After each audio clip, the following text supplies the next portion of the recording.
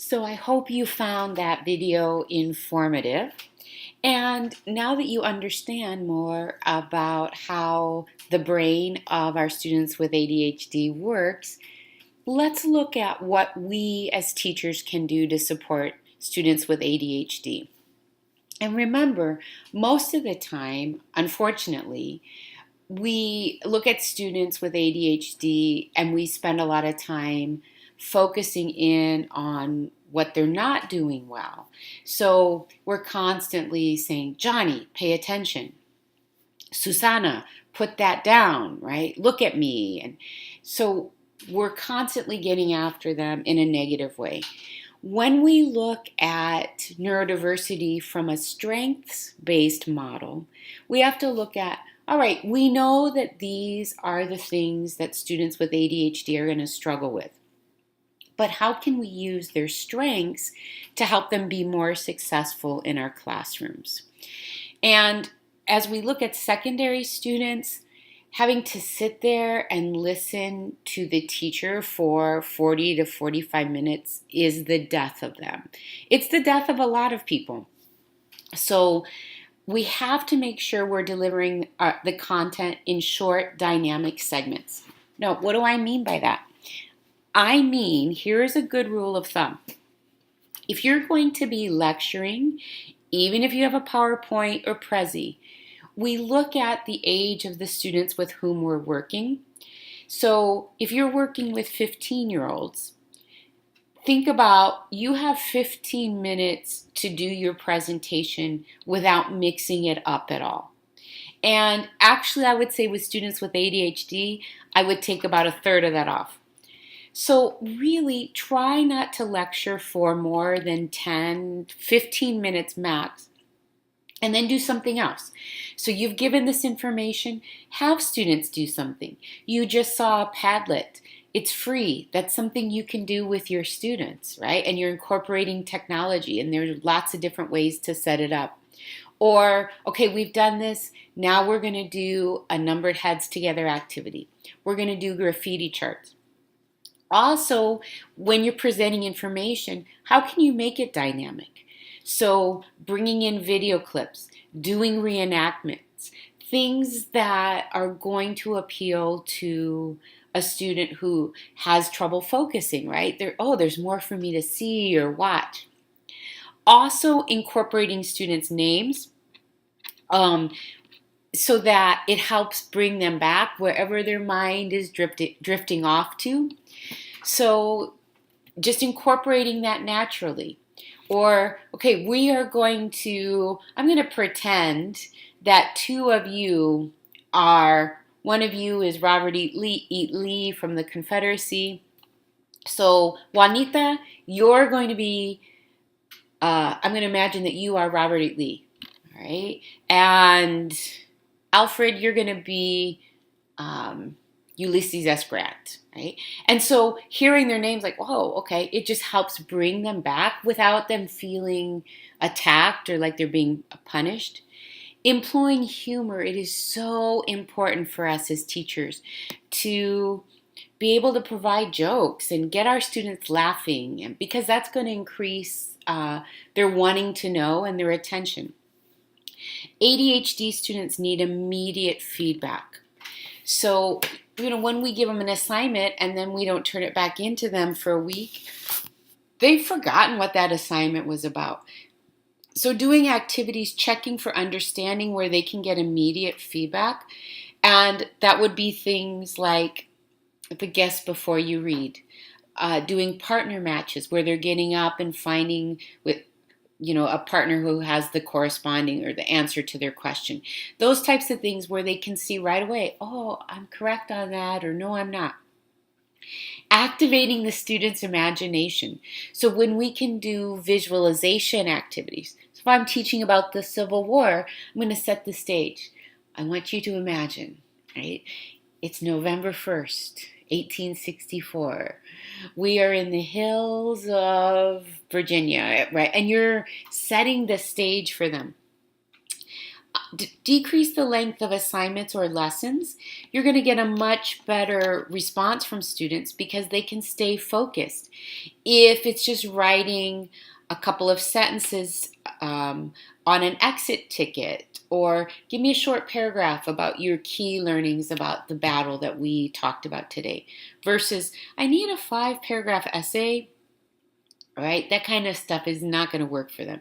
Now, if you do have a longer assignment, maybe it's a project, make sure you have regular check-ins to help keep the ADHD student on track. It actually helps everybody. Alternate physical and mental activities. You're going to get sick of me saying this, but our secondary students, just like the little ones, need to get up and move. If you think about it, in a 6-period day, where students are expected to sit for 45 minutes, they have 5 minutes or a 6-minute passing period to get to their next class, they're not getting to move a lot. And then we wonder why they get even antsier. Well, for ADHD students, they're going to be antsy from the beginning. So if I have a 50-minute class, I want to make sure I'm getting my students up and moving at least once per class period. And it doesn't have to be chaos, but you can see we can do graffiti charts. We can do a partner match. We can even just have them partner up with a partner, but they get to stand up and move a little bit. Just basic things like that that allow them to move. Also providing hands-on activities. So instead of just sitting there listening and taking notes, you're actually doing something. So you and your group are creating, working together to create what you think predictions about what's going to happen next. Or you're getting to do a model, or you're getting to act something out. All of those types of things will really benefit our students with ADHD. A few more. Getting to know our students and incorporating their interests into our lessons. This is common sense, but we don't do it a lot, right? So if you know you have a student, an ADHD student who has a huge interest in cars, how can you incorporate that interest into what you're teaching in math or science or even language arts, right? I mean, think about The Great Gatsby if you're teaching that as an English teacher. Doing a little thing about the types of cars that they were driving. I think even the cover of one of the versions of Great Gatsby has one of those cars, right? Simple things like that that allow a student to latch on and say, wow, I'm interested in this, right?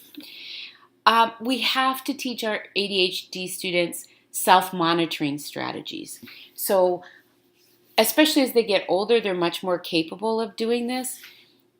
Giving them tricks to, okay, if you start to feel yourself drifting off, what can you do to re-engage? Or what can you do with this major assignment that's going to help you keep on track? Often we get frustrated with students and we raise our voices. But using a softer voice, changing the pitch, changing the tone, changing the volume can help a student like, whoa, there was a difference here. I need to focus. So, for example, if you've been lecturing and then now you want to have students do something, go from your normal lecture voice to, all right, so now this is what we're going to do. And the student's like, whoa, there was a change. I need to listen. Also, looking at using peers to help support that. Student volunteers, we often don't get them as much at the secondary level, but if you do, this one, you might think is more for the elementary, but in elementary we do often have like the stress balls or some clay that a student with ADHD can be manipulating in their hand, and it allows them to be moving. And what we find is when students with ADHD are able to move, they're able to focus more. So the stress balls I could see using middle school, high school level, but something oftentimes students don't want to be noticed of what they're doing as they get older, right? So something small that the student can have in their hand. That's the whole thing of the fidget spinners, which the craze seems to be going away somewhat, but something small that student can just be, could be like a little hacky sack type of thing that would be something that students would have anyways, that just can allow that student to focus. As we already said, providing opportunities for the student to move, making our lessons novel by using all of those things. Also teaching our students how to relax themselves, even doing things like, okay, when you start feeling yourself drifting away, here are some breathing techniques. Here's some ways to keep yourself from getting overwhelmed. Here are some phrases you can use.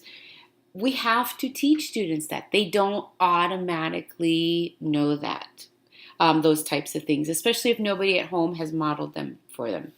So none of these things are hugely time consuming or drastic, but they're ways to help our students with ADHD do well in our classrooms. And here's the investment from us too. When we're able to help these students and help focus, we're going to have fewer behavioral problems from these students, because oftentimes behavior is a cry for help, right? They're not doing well in the class. They're not understanding. So if we can avoid the student getting to that point, it's going to help all of our classes run more smoothly.